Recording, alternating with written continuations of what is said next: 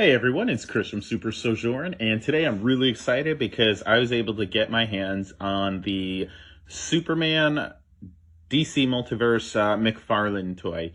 This is one of McFarlane's initial DC Multiverse toys that he's launching. They announced that McFarlane was taking over the 6 to 7 inch scale toys last year. I know a lot of people were excited. I was one of them because I've always been a fan of the detail he puts into his figures. So on January 1st, they announced that they were going to start rolling these out early January. I did not think it was going to happen that soon. And I was at a Target recently, and that's when I saw this. And I was like, you know what? I need to grab it.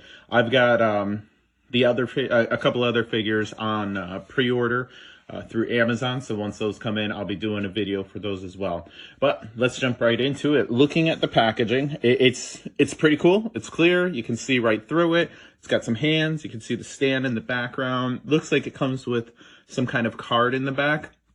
Really liking the detail on the S. It's not just painted on. It's actually sculpted into the chest, so that's pretty cool. The top here, 22 points of articulation.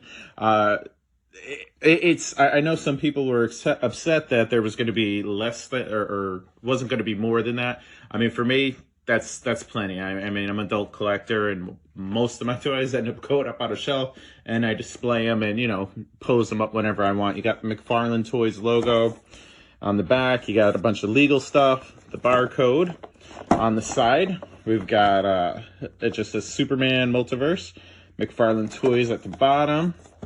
And where they got the inspiration for the figure, Superman Action Comics 1000. And that pose is actually pretty iconic ever since the issue came out.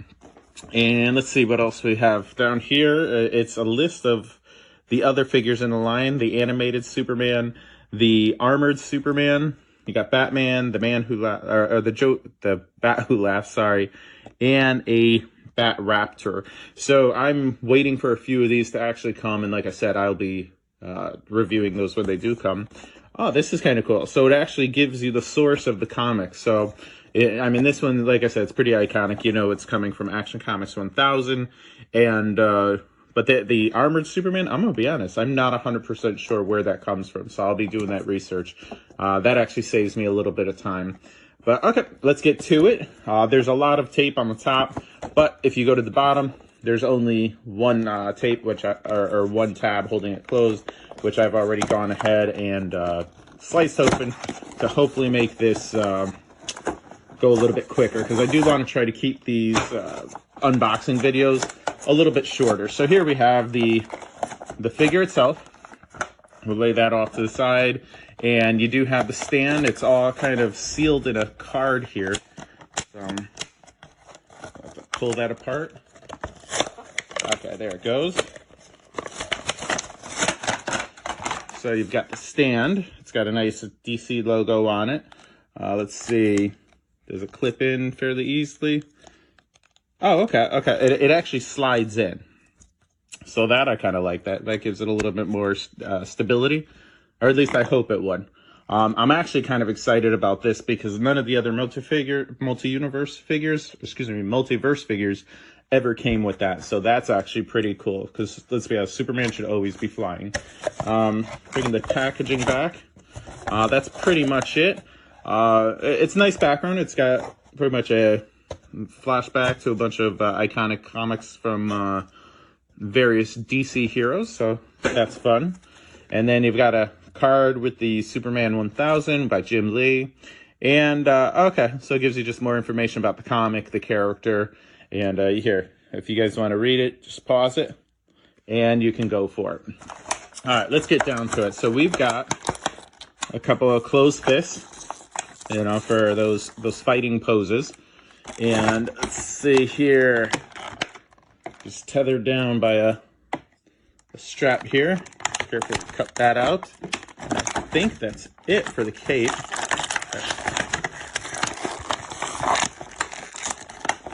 Now, if you didn't know, or if you couldn't guess, I'm not too worried about packaging because, like I said, I put all my stuff on display.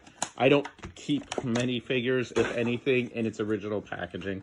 One day I'll give you guys a tour of my office, and I'll show you what I'm working with here. So, just looking up, for first initial impressions, I am really liking the figure. It's impressive. Like, for 20 bucks, I would have thought this would be a higher end figure, at least for my liking of figures. So it does stand on its own. The articulation, it's got those ball joints in the ankles. Let's see. I like, so it takes a little working to get the articulation moving, but for me personally, I like that because that allows me to put them in the position I want, and I don't have to worry about it falling apart. Let's see the head. So the head, I'm going to be honest, where the head is, I'm not a huge fan of because I don't know. To me, it just looks awkward as far as where it's standing.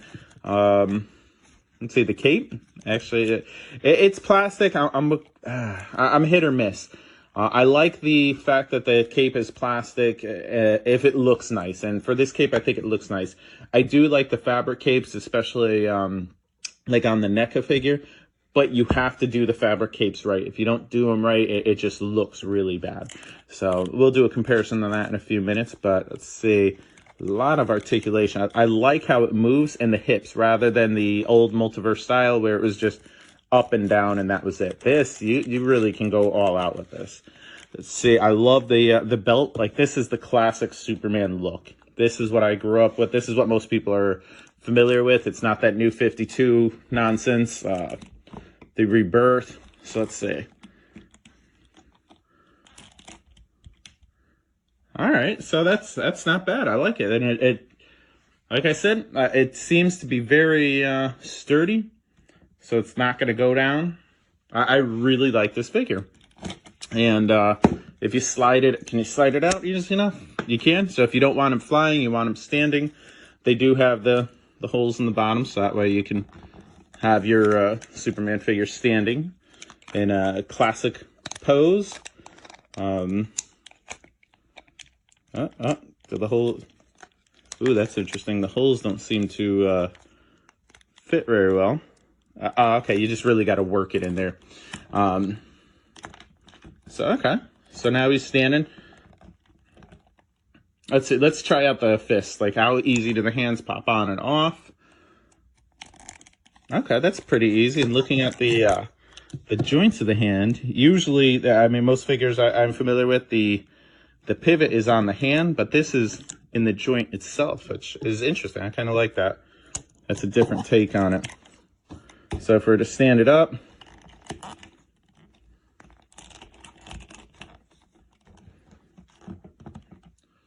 okay, so we've got our Superman. So what I want to do is just do a few comparisons. So the last Multiverse figure, I think it was by Kenner. Here's this one.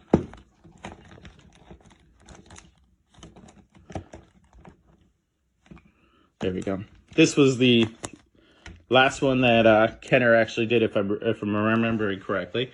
And I honestly, I did like this figure because it was as close to the iconic figure as possible. He doesn't stand too well, at least not on the footing he's got. So I do enjoy this one. That's one thing I do like about this that this didn't have. I wish this had the S on it. And I'm going to be honest, I do a lot of water slide decals. I might actually just go back and put the S on myself because I really do like that. I think that's part of the iconic look of Superman. So that's the Multiverse one. You could see height-wise, there's about ½ inch to an inch difference in the height of the two figures. Then we've got the DC Essential Superman, which this is probably one of my favorite classic-looking Superman figures, but I'm gonna be honest, the detail in this one, this has got to run for its money because see, this one's just a decal painted on. I like how this one is sculpted on, and the belt, the detail in the belt, like there's actual lines on the belt itself, and the belt loops are painted red, or not even painted red, they're molded on there, and sculpted on there. Like, I'm really liking this one. And one thing I did notice is this McFarlane toy, it does keep with the new Superman sleeves where it's got the sleeve cuffs. I'm not even sure what you would call them. Both figures had them, but this has it as well. And finally, the big one. How does it compare to the NECA one? And detail-wise, the NECA figure, of course, has a lot more detail, especially with what you're paying for. When it comes to this one has the fabric cape as opposed to the plastic cape. And again, this one has the S on the back, which I like. But if you stand side by side, again, McFarlane is a little bit taller. So, but again, just put them back to back. Not bad. So all in all, I have to say I am really happy with what McFarlane has done with the Superman figures. I am looking forward to the next couple of figures I get. Hopefully in a couple of days. I'm kind of excited because with the detail on this, with the articulation, everything that they put into it, this is probably going to be a mainstay on my shelf with the rest of my collectibles. So guys, this went a little bit longer than I wanted, but I hope you liked it. If you have any feedback or comments, leave them in the comments section below. Don't forget to like this video, subscribe, and share with your with other collectors. And I will talk to you later.